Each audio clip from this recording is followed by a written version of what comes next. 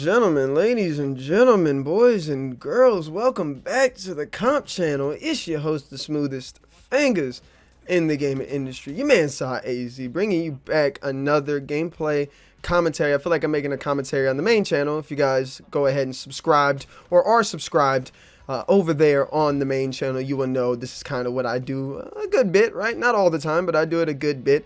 And today I decided to bring that over here. I've been extremely busy dealing with not only holiday season, Christmas, New Year's is happening, being on vacation, dealing with rally stuff, and a bunch of roster changes and trying to keep up with things over there. I'm also keeping up with Valorant and keeping up with Apex stuff that I need to go ahead and replan for the upcoming new year. I promise 2022 we will be making the Comp Channel bigger, better, faster, and smarter than ever before. And who could ever debate that your man AZ isn't gonna make it smooth? Come on, that's a given. So today we're gonna do my ranked and competitive review of Halo Infinite. Now, before we begin this, I want to definitely state this: I am working on the patient review of the full game on the main channel, and I wanted to separate competitive from the patient review that's going up on the main channel. So if you're interested in my opinions of everything on Halo Infinite, stay tuned to that over on my main channel. You can click the link in the description below for all that good stuff. This is just for ranked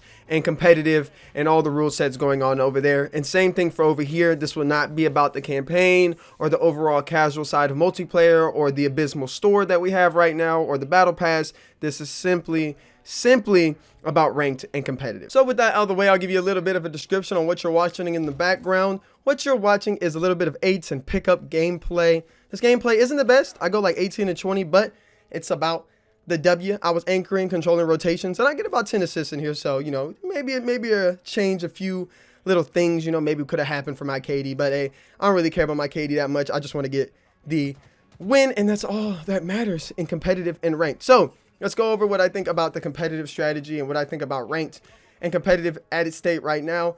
Number one for ranked that we need to see, the number one thing is more ranked playlists. If you guys are new to Halo and you haven't played Halo before, Halo has never just had one ranked playlist. What you are playing right now is the MLG version or circuit that it would be called in Halo 2 and Halo 3. You would have ranked Slayer, then you would have ranked doubles, and you would have like different ranked modes, and then you would have the MLG rule set and the MLG playlist that you would play, and then that would count towards different things and you would get different rewards for them. The number one thing we need is some more ranked playlists, man, and this needs to be considered MLG. I don't like this at all. It's boring.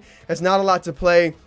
Very bare bones. And I'll talk about the rank system here in a second, but combined with the rank system, man, it's really abysmal, and I expect more. I really do expect more. However, with that being said, and going into a little bit of a rant on that, I do think that the ranking system is a lot better than a game like Apex Arenas. A lot of people are bitching and complaining about the rank system and what's going on with the rank system and ELO. Yes, it is bad. It's not perfect. None of them are perfect. Not even Valorant. Even though I think Valorant, has some problems as well, I still think this is one of the best ranking systems and I say this, that is out right now, barring Apex's Battle Royale. But a Battle Royale and an arena shooter are two very different things. So again, with that being said, I do like the ranking system. I don't hate it. I think Onyx needs to be more exclusive. I don't like the number that you go through in Onyx. I don't really think that's a good idea. I think there just needs to be top 500, and that's pretty much it, or at least the top maybe 1,000 players are Onyx, and that should be it. I think Onyx is way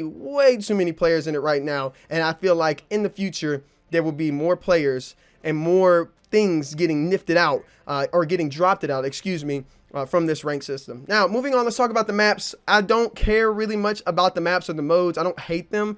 I don't think they're garbage. I don't think they're not fun to play, except Behemoth. I can talk about Behemoth all day, but it's pretty obvious. Nobody likes Behemoth Capture the Flag. The spawns are garbage. The mode is garbage. The map is fun in like casual Slayer and stuff, but for everything else, good gosh, is it bad. So just remove Behemoth, and everything else after that, I can pretty much deal with, and I can just, go on and just play and just have fun. I really wouldn't have a problem playing any of the other maps. Next thing up on my ranked agenda would have to be the disconnects. We need to see more features and at least another feature or even just a feature for reconnects. It is really annoying when games crash, and games are always going to crash It's not a lot that we can do about it. We can try to fix it as much as possible, but there will always be at some point, sometime, games crashing. It's just the nature of PC gaming, the nature of console gaming. It just is what it is. So just add a rejoin feature, please. That would be nice. That would be very, very lovely. And if you're not going to give us a rejoin feature, which I don't know, that just be done. Give us a rejoin feature either way. But even if you give us a rejoin feature, please allow us to leave once somebody leaves and not get a penalty for it, so the other team can go on to their next game and we can go on to our next game. It would make it more seamless. It would make it more enjoyable.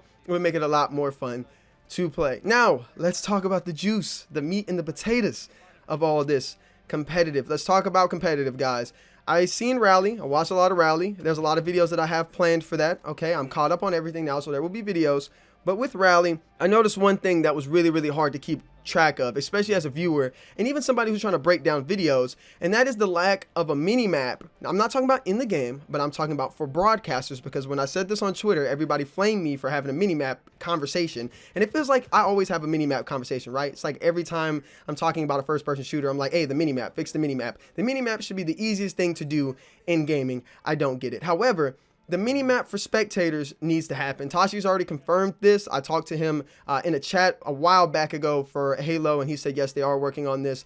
They will be implementing this. And if you guys don't know what I'm talking about, if you watch Valorant or you watch any other game mode, there's like a little mini-map that shows where everybody is on the map, and you can keep track of how their rotations, how they're playing. It just gives you more information, and that would be really, really nice for somebody like me who's trying to break down videos, and just the viewer to keep track of the rotations and to learn how these pro players and these top amateur players are rotating throughout the map. Next up, when it comes to ranked, it would be really, really nice to be able to pick servers. This is kind of something that should happen throughout the game, but being able to pick the servers that you play on is something that the MCC had and other video games have, such as Valorant. It would be really, really nice to be able to pick our servers. This would eliminate a lot of the geo filtering that's going on in the game right now. As annoying and as, I guess you would say, cheating thing to do, you know what I'm saying? I understand that it's a problem, but can I really blame somebody in ranked for using that, or somebody in scrims for using that, if really like they're getting 100 ping on a different server? Like, guys, you guys just gotta add the ability for us to pick servers. It's not that complicated. So please add the ability to pick servers. I'm tired of having to play somebody on the West Coast who the whole team's on the West Coast, or somebody's on the East Coast on my team and somebody's on the West Coast, and we just kind of gotta sift through everything. It's annoying. It's just tedious. Please fix it. It would be nice. I want to make sure everybody in the scrim gets the same or as close to a good connection as possible. I want the game to be as equal as possible so that I can improve, my team can improve. Next thing I wanted to talk about was the PC issues that are happening on LAN and the discussion between Series X's and PCs. I wanted to go ahead and have this discussion that we should always be playing on PCs as much as possible. The hardware is better, there's more frames, it's better for everything, it makes it more seamless. If we're having crashing issues like we've had on this last LAN, we need to switch to Series X's. I don't mind Series X's being available and being there for the open bracket, because I understand that's just too many PCs and too many things to set up. It's just not viable. So having Series X is there, and I think this game really runs well on the Series X. It actually runs almost better than it runs on PC at times, to be honest with you. So I don't have a problem with it, and I think, you know, Halo's always going to be an Xbox game. There should be some support for the Xbox community on that, especially when you have 120 FPS right now. Not really much PCs, unless you have like a 30 or something, is going to get over 144 consistently. I have a 2060 RTX and I only get around 144, and sometimes I drop to 120, and then I have random games where it drops under that, but that's very, very rare, and it's not that big of a deal sometimes, you know, as long as it's not like too rare and it's just like, you know, a little hiccup with the server or something going on. But like I said, the Series X is something that I think should still be in effect. I just don't think they should be on main stage with the pros when they're playing for a lot of money on the line. So that's just my thoughts, guys. Let me know what you guys think in the comment section below. Kind of wanted to get this video out before New Year's and before my patient review comes out for Halo Infinite. Let me know what you think in the comment section below. Do you agree with me? Do you disagree with me? I know there's going to be a lot of discussions surrounding like desync and some things and some movement stuff, but that's core gameplay things that I don't really want to touch up in this video. I kind of want to keep it to the rank and competitive aspect of the game. I don't really have too much problems with the mobility and the movement in this game. I think spam crouching and stuff like that is a little cheesy, but I'm used to it because of Apex, so not that big of a deal. Once you adapt to it, it's kind of like, all right, but I still think Halo should always be about jumping and hitting your shots rather than spamming crouch and having these weird button combos. But this is a different Halo. It's a newer Halo, and most games are going this route of having advanced movement without being too advanced, you know what I mean? So let me know what you think. As always, ladies and gentlemen, thank you for watching the video. Bless up. As always, God bless. See you guys for videos in 2022, or maybe I'll get a video out before New Year's. I'll let you guys know, but I love you, and I'll see you guys in the next one.